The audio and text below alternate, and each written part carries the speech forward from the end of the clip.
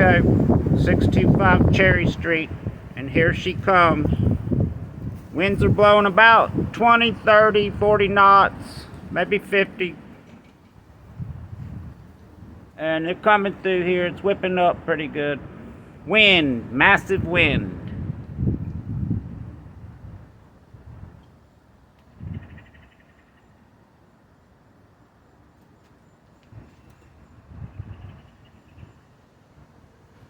Coming back around another time. It's almost like it's a little mini tornado, hurricane or something. Tornado. I wouldn't say hurricane, but tornado.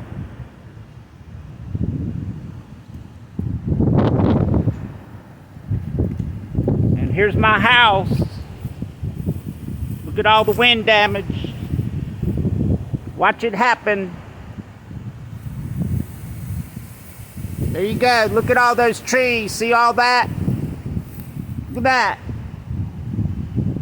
Going about maybe 30, 20, 40, maybe 50 miles per hour now.